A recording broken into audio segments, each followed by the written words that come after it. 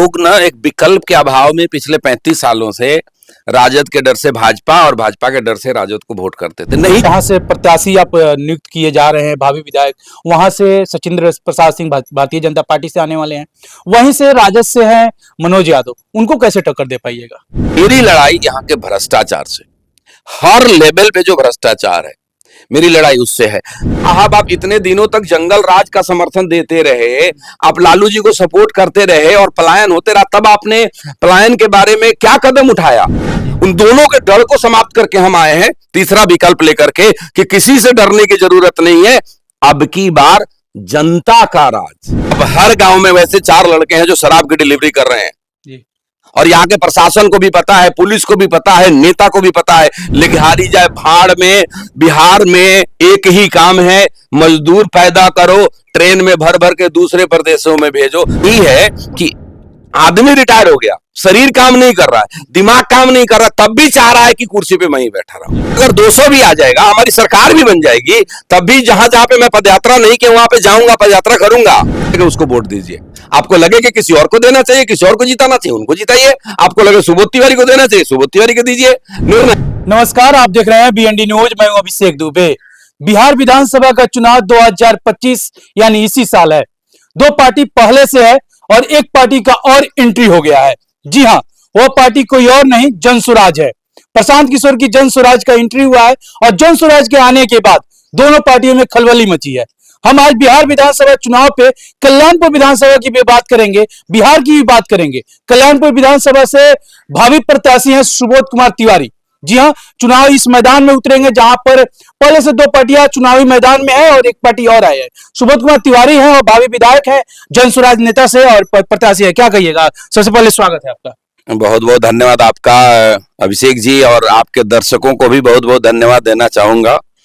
अभी चुनाव 8 महीने हैं और आपने भावी विधायक बोल ही दिया तो मैं मान लेता हूं विधायक हो गया हूं। देखिए, भावी विधायक आपके पोस्टरों पर तो नहीं, आपका लगातार जब हम जनता के बीच जा रहे हैं तो जनता कह रहे हैं कि भावी विधायक जनसुराज से आ रहे हैं। ये बिहार विधानसभा चुनाव है और कैसे देख रहे हैं आप इस चुनावी माहौल को, इस चुनावी रंजिश को? बिहार में पहली बार आप चुनावी मैदान में है, तो इस गर्मी माहौल को कैसे देख रहे हैं आप? देखिए, बहुत अच्छा देख रहा हूं मैं। और लोग ना एक विकल्प के अभाव में पिछले 35 सालों से राजद के डर से भाजपा और भाजपा के डर से राजद को वोट करते थे, नहीं चाहते हुए भी। जी। मैं फिर बोलता हूं कि वो नहीं चाहते थे। बहुत सारे ऐसे लोग हैं जो राजद को वोट करते हैं, वो नहीं चाहते थे कि मैं राजद को वोट करूं, लेकिन उनको डर था भाजपा से, इसलिए वो राजद को वोट करते थे। और बहुत ऐसा वर्ग है जो भाजपा को वोट करता है, जो नहीं चाहता था कि भाजपा को वोट करूं, लेकिन उसको राजद के डर से भाजपा को वोट करता था। आज जनता के पास एक सुंदर विकल्प है जनसुराज के रूप में, तो निश्चित रूप से जीत जनसुराज की ही है। जनसुराज की बात करें, आप जहां से प्रत्याशी आप नियुक्त किए जा रहे हैं भावी विधायक, वहां से सचिंद्र प्रसाद सिंह भारतीय जनता पार्टी से आने वाले हैं, वहीं से राजद से हैं मनोज यादव, उनको कैसे टक्कर दे पाइएगा? वो ये उनसे पूछिए कि वो मुझसे कैसे लड़ेंगे। जी, मैं कैसे टक्कर दे पाऊंगा ये तो सवाल ही नहीं है, ये तो जनता तय करेगी। आप ये सवाल उनसे पूछिएगा कि मैं जो काम कर रहा हूं जनता के बीच, जिस तरीके की मैं लड़ाई लड़ रहा हूं, क्या उन लोगों ने, मतलब वो कैसे काउंटर करेंगे? जी। मैं तो, मेरे साथ तो पूरी जनता है, जनता बेचैन है, जनता को तो कोई था ही नहीं, नेता विहीन क्षेत्र हो गया था। जी। जनता कहता है अब तो हमें जाकर के एक चेहरा मिला है। जी। तो टक्कर की क्या बात है इसमें? अच्छा, मैनिफेस्टो क्या रहेगा कल्याणपुर विधानसभा के जनता के लिए? मैनिफेस्टो क्या लेकर आ रहे हैं कि आपको ही लोग चुने? देखिए, 2 बातें हैं इसके अंदर, 2 मैनिफेस्टो है। एक पार्टी के 5 काम है जिसको हम लोग घर घर जाकर के छोटी सभाओं में, बड़े सभाओं में लोगों को बताते हैं कि जब जनसुराज की सरकार आएगी तो जनसुराज से क्या क्या होगा, कैसे पलायन बंद होगा, कैसे पूंजी का पलायन रुकेगा, कैसे बुद्धि का पलायन रुकेगा, कैसे श्रम का पलायन रुकेगा, कैसे आर्थिक तरक्की आएगी, कैसे रोजगार लगेगा। ये पूरा का पूरा ब्लूप्रिंट है जिसके ऊपर हम लोग छोटी या बड़ी सभाओं में बातचीत करते हैं। अब रही बात कल्याणपुर के अंदर भी बहुत सारी समस्याएं हैं जिसके ऊपर आप लोग ध्यान नहीं देते। जैसे मैं 1-2 आपको उदाहरण देता हूं। अभी भी बहुत जगह पे ऐसे आप जाएंगे, बहुत ऐसे बस्ती है, मैं दलित के गांव में बहुत जगह पे देखा है कि आज भी जाने को सड़क नहीं है। जी। मैं अभी 3-4 दिन पहले हसनपुरवा बाजार जा रहा था, बांसकाट पंचायत में, तो एक रास्ते से मैं गया तो मुझे लगा ही नहीं कि आज के जमाने में भी ऐसा है। मैंने वहां के लोगों से पूछा कि आप कोई नेता नहीं आते यहाँ पर? तो बोले वोट के समय आते हैं। और फिर नहीं आते, वोट के बाद चले जाते हैं। वोट के बाद चले जाते फिर आते नहीं। जी। बहुत सारे ऐसे लोग, मेरे ही पंचायत में इधर पिपरा ननकर गांव है, मैं वहां गया था एक बार, तो गाड़ी छोड़ करके पैदल जाना पड़ा, रास्ता नहीं है जाने के लिए। लोग रह रहे हैं, सैकड़ों की तादाद में लोग रह रहे हैं, जिस पे काम करना है। बहुत जगह ऐसी है जहां पे नहर के अंदर आप देखेंगे, हमारे यहाँ कल्याणपुर के लिए सबसे विकट समस्या है कि नहर में पानी आता है, लेकिन उससे जो सबलेन है, जो छोटी नहरों में पानी जानी चाहिए, उसमें नहीं जाता है, उसमें खामियां हैं, क्योंकि उसका पानी का लेवल डाउन है, जो आउटलेट है उसका लेवल अप है। ऐसी बहुत सारी बातें हैं, और इन सभी मुद्दा से हट करके मेरा एक व्यक्तिगत मुद्दा है कि मेरी लड़ाई यहाँ के भ्रष्टाचार से, हर लेवल पे जो भ्रष्टाचार है, मेरी लड़ाई उससे है। आप आज कोई गरीब आदमी इंदिरा आवास के लिए नाम जुड़वाने जाएगा तो पैसे मांगे जाते हैं। इवन आप इंदिरा आवास तो छोड़ दीजिए साहब, आप एक आवासीय प्रमाण पत्र निकलवाने जाइए तो पैसा देना होता है। और मैं यहाँ के सभी जनता के प्रतिनिधि से पूछता हूं कि आपने कभी इसके खिलाफ आवाज उठाया? आपने कभी इसके खिलाफ कोई आंदोलन किया? आपने ऐसा कौन सा कदम उठाया जिससे भ्रष्टाचार रुके? मेरा मुद्दा भ्रष्टाचार है सबसे पहले। अच्छा, आप कह रहे हैं कि भ्रष्टाचार जो ब्लूप्रिंट है वो तेजस्वी यादव और प्रशांत किशोर वाला ब्लूप्रिंट से मिलता है। तो तेजस्वी यादव कहते हैं कि प्रशांत किशोर मेरा देखा ही क्या कर रहे हैं, और प्रशांत किशोर का बयान अलग आता है। तो क्या इस पर क्या कहेंगे? जैसे आप मुझे कुछ उदाहरण दें तब मैं जवाब दूंगा। हमारा ऐसा कौन सा चीज हम कर रहे हैं जो तेजस्वी सोच सकते हैं? करना तो दूर है, सोच ही नहीं सकते। तो जी, पलायन की बात है। पलायन की बात पहले किसने करना शुरू किया? प्रशांत किशोर। आज कौन कर रहा है? अभी प्रशांत किशोर, तेजस्वी यादव भी कर रहे हैं कि प्लान। आप बताइए, जो काम मैं पहले से बोल रहा हूं और उसी बात को आप कल बोलने लग गए, तो किसका कॉपी कौन कर रहा है? जी। ये सवाल आपसे खुद से उठता है, ये सवाल तेजस्वी यादव से है। और अगर तेजस्वी यादव क्या बोलते हैं उस पर मैं ज्यादा टिप्पणी नहीं दूंगा।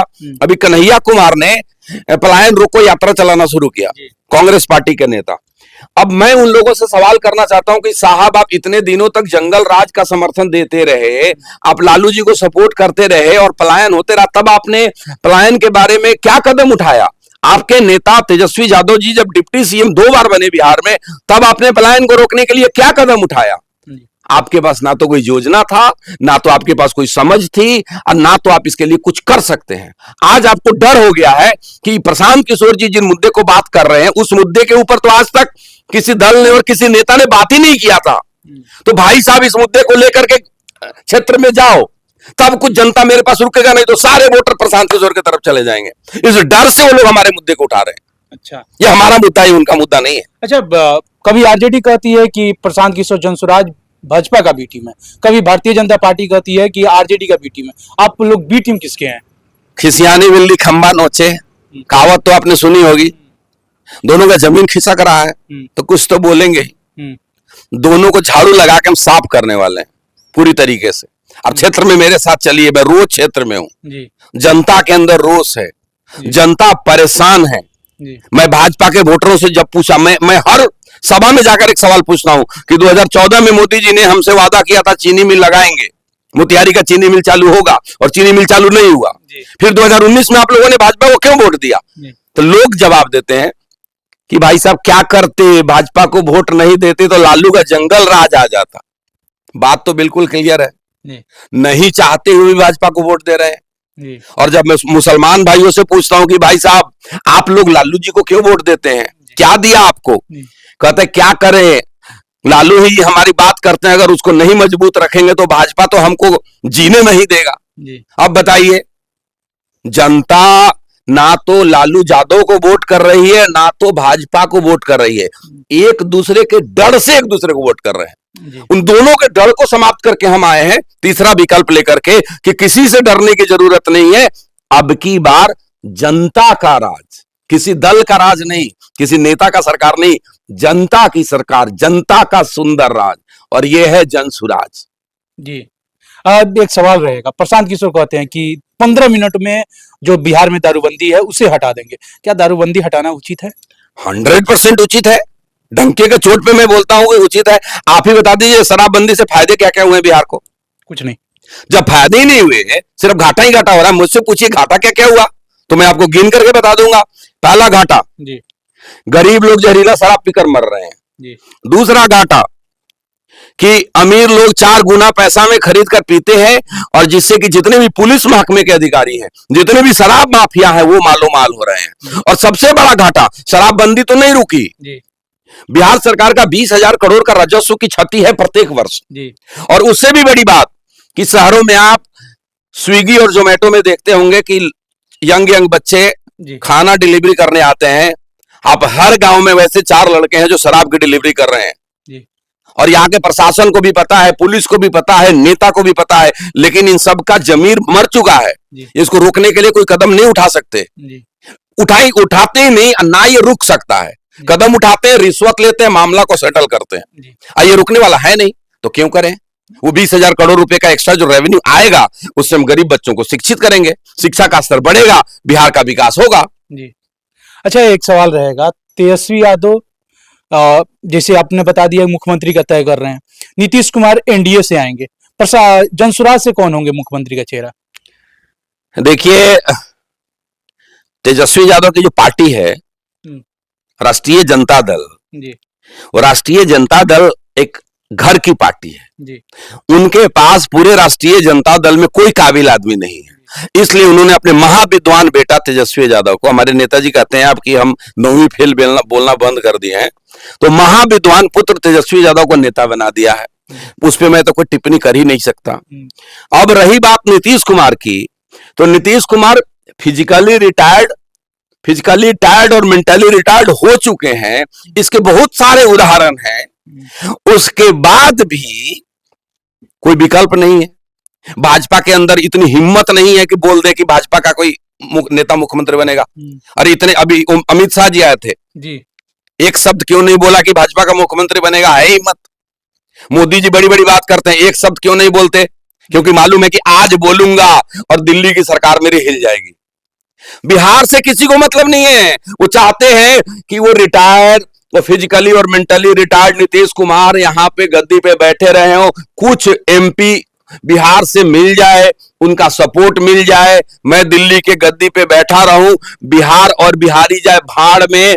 बिहार में एक ही काम है, मजदूर पैदा करो, ट्रेन में भर भर के दूसरे प्रदेशों में भेजो। इससे ज्यादा इन नेताओं को बिहार की कोई चिंता नहीं है। रही बात जनसुराज की, प्रशांत किशोर जी ने बोला है जो सबसे काबिल व्यक्ति होगा वो मुख्यमंत्री बनेगा। उन्होंने ये कहा है कि मेरा कोई मुख्यमंत्री बनने का लालच नहीं है, लेकिन ये नहीं कहा है कि मुख्यमंत्री नहीं बनूंगा। जी हो सकता है कल प्रशांत किशोर मुख्यमंत्री बने, या पार्टी जिसको तय करेगी, जो सबसे योग्य होंगे, जो लोगों के पसंद के होंगे, जिनके अंदर लोगों की सेवा की भावना होगी, वो मुख्यमंत्री बनेंगे। जनसुराज में फॉर्म डला रहा है, आपने भी फॉर्म डाला होगा विधानसभा के लिए। राघोपुर से प्रशांत किशोर के नाम से कोई डाला है क्या? राघोपुर से चुनाव लड़ेंगे प्रशांत किशोर? प्रशांत जी ने भी अपने कई इंटरव्यू में इस बात को बड़ा स्पष्ट तौर पे बोला है कि अगर पार्टी चाहेगी कि आप राघोपुर से लड़े तो निर्णय लिया जाएगा। अभी ये संशय में है, ये निर्णय पार्टी ने नहीं लिया है, और मैं कोई अधिकृत व्यक्ति नहीं हूं इस क्वेश्चन के ऊपर स्टेटमेंट देने के लिए। जो प्रशांत जी का और जो पार्टी का निर्णय होगा, वो लड़ना चाहेंगे तो बहुत अच्छी बात है, नहीं लड़ना चाहेंगे तो कोई और लड़ेगा राघोपुर से और चुनौती देगा उनको। तो नीतीश कुमार जी जनगण पर हाथ हिलाते हुए, गोड़ लगते हुए सब कुछ आता है, तो क्या कहिएगा उस पर? आप देश का सम्मान नहीं कर रहे हैं, राष्ट्रगान का सम्मान नहीं कर रहे हैं। नहीं, मैं नीतीश जी के बारे में इतना बड़ा आरोप नहीं लगाऊंगा कि वो राष्ट्र का सम्मान नहीं करते। उसमें नीतीश जी का कोई कसूर नहीं है। नीतीश जी का उम्र हो गया है, और एक उम्र के बाद आदमी को मानसिक रूप से तकलीफें बढ़ ही जाती है। जी नीतीश कुमार व्यक्तिगत रूप से अच्छे व्यक्ति हैं, और उन्होंने बिहार के लिए बड़े अच्छे काम किए भी हैं। आज वो काम करने के लायक नहीं बचे। आज उनकी गलती यही है कि आदमी रिटायर हो गया, शरीर काम नहीं कर रहा है, दिमाग काम नहीं कर रहा, तब भी चाह रहा है कि कुर्सी पे मैं ही बैठा रहूं। वो तो भूल जा रहे हैं ना कि मैं कहां हूं। नीतीश कुमार को इतना तो ज्ञान है कि जब राष्ट्रीय गान बज रहा हो, नेशनल एंथम हो रहा है, तो वहां पे सावधान के स्थिति में खड़ा रहना है। तो जानबूझ के उन्होंने नहीं किया ऐसा। या तो हो सकता है वो ये भूल गए होंगे कि राष्ट्रीय गान चल रहा है, या ये भूल गए होंगे कि मैं मंच पे खड़ा हूं। अब उनके दिमाग में क्या समस्या है तो डॉक्टर खोज करके बताएगा, सर मैं कैसे बता सकता हूं। लेकिन उनके जितने भी सिम्टम्स हैं वो इस बात को दर्शाता एक नहीं दसियों बार उनकी गतिविधि इस बात को दर्शाई है कि अब वो मानसिक रूप से थक चुके हैं, उनको छुट्टी देना चाहिए, उनका इलाज कराना चाहिए, उनको आराम करना चाहिए और किसी नए व्यक्ति को एनडीए का लीडर बना के लाएं ताकि हमसे ठीक से लड़ सकें। अभी लड़ भी नहीं पाएंगे हमसे। अच्छा, अमित शाह की बात की, अमित शाह आए थे तो एक लेडीज को चढ़ाया जाता है स्टेज पे, नीतीश कुमार कभी हाथ पकड़ते हैं उस लेडीज का और कभी सहती पकड़ कर घुमा देते हैं। उसने आप वो वीडियो देखा है आपने? वो मैं तो नहीं देखा, लेकिन मैं फिर से बोलूंगा जो बात पहले बोला हूं, सारे सवालों का एक ही जवाब है कि जब मानसिक रूप से आप अस्वस्थ हो जाएंगे तो इस तरह की गतिविधि आएंगी। उसमें वो व्यक्ति दोषी नहीं है। हमारे बहुत बड़े गणितज्ञ थे, किसी के बारे में सुना, मेरे ख्याल वशिष्ठ नारायण सिंह थे, नाम शायद वही थे, जिनको लोगों ने बोला बाद में मानसिक रूप से थोड़ी से तकलीफ हो गई थी, तो कुछ ऐसी गतिविधि करते थे जो उनको शोभा नहीं देता। तो ये किसी के साथ भी हो सकता है, बीमारी है, उसका इलाज होना चाहिए। प्रशांत किशोर एक इंटरव्यू में कहते हैं कि अगर 175 से भी कम आया ना, फिर से पद यात्रा करूंगा, फिर से बिहार घूमूंगा और फिर से बिहार की जनता को जगाऊंगा। क्या 175 पर भी सरकार नहीं बना पाएंगे आप? नहीं, उन्होंने ये नहीं बोला। उन्होंने ये भी बोला कि अगर 200 भी आ जाएगा, हमारी सरकार भी बन जाएगी, तब भी जहां जहां पे मैं पदयात्रा नहीं किया वहां पे जाऊंगा, पदयात्रा करूंगा। चुनाव की वजह से उनकी पदयात्रा अभी रुका पड़ा है और पूरी की पूरी जनसुराज पूरी की पूरी ताकत से चुनाव लड़ रही है। उनका ये मतलब नहीं था कि दोबारा जाऊंगा, जो बचा हुआ वहां पे जाऊंगा। और वो कहते हैं कि जितना मर्जी बार जाना पड़े, बिहार की जनता को जब तक जगाऊंगा नहीं, बिहार के बच्चों को जब तक उचित शिक्षा नहीं दिलाऊंगा, बिहार से जब तक पलायन को नहीं रोकूंगा, बिहार में जब तक बिहार को भारत के 10 अग्रणी राज्यों में लेकर के नहीं आऊंगा, तब तक प्रशांत किशोर रुकने वाला और हार मानने वाला नहीं है। और प्रशांत किशोर का इतिहास है, जिस काम को हाथ में लिया उसमें अव्वल दर्जे पे लेकर के गए। मैं आपके सभी दर्शकों को बताना चाहता हूं। कितने सीट आ रहे हैं बिहार विधानसभा में? कितने seat? No comment. No comment. क्या लगता है कि सरकार देखिए, ये इसलिए कमेंट नहीं कर रहा हूं मैं कि मैं पार्टी के उस विंग के साथ नहीं बैठा हूं जो एनालिसिस करता है, जो रिपोर्ट बनाता है, जो पूरे बिहार को। अब मुझसे पूछिए कल्याणपुर से आपका क्या स्थिति है, तो मैं जवाब दूंगा ना। अच्छा, वो क्या लग रहा है कि सरकार बन रही है जनसुराज की? मेरे अनुमान से बननी चाहिए जी। नहीं भी बनेगी तो हमें कोई बेचैनी नहीं है, जल्दी नहीं है। हमें बिहार में जो व्यवस्था बदलना है वो हम बदलेंगे। कल्याणपुर में चुनाव जीत रहे हैं आप? बहुत अच्छे से। 2 पार्टी को हरा रहे हैं? बहुत अच्छे से जीत रहे हैं। बहुत अच्छे से बहुत अच्छे से जीत रहे हैं। बहुत अच्छे से जीत रहे हैं। जी। जाते जाते कल्याणपुर जनता को क्या कहिएगा? कल्याणपुर की जनता को बोलूंगा कि आपके पास एक विधायक पहले के जीते हुए हैं, एक विधायक आप प्रेजेंट हैं, एक मैं आपके सामने अपनी नया विचार लेकर आया हूं। तीनों को तराजू पे रखिए, तौलिए, आपको जिसको ठीक लगे उसको वोट दीजिए। आपको लगे कि किसी और को देना चाहिए, किसी और को जिताना चाहिए, उनको जिताइए। आपको लगे सुबोध तिवारी को देना चाहिए, सुबोध तिवारी को दीजिए। निर्णय आपका है, आप जैसा कल्याणपुर चाहेंगे आप वैसा निर्णय लेंगे। चलिए, बहुत बहुत धन्यवाद आपने बात की इसके लिए। बहुत बहुत धन्यवाद आपके सभी दर्शकों का। और मैं ऐसे ही विभाग बोलते रहूंगा। आप मेरे से जब भी आएंगे, मैं किसी भी बात में आपको घुमा फिरा कर जवाब नहीं दूंगा, बिल्कुल सीधी बात। जी। हमारे साथ थे जनसुराज के नेता और कल्याणपुर के भावी विधायक सुबोध कुमार तिवारी। आपको इनकी बात कैसी लगी? कमेंट सेक्शन खुला हुआ है, जरूर बताइएगा अपना राय।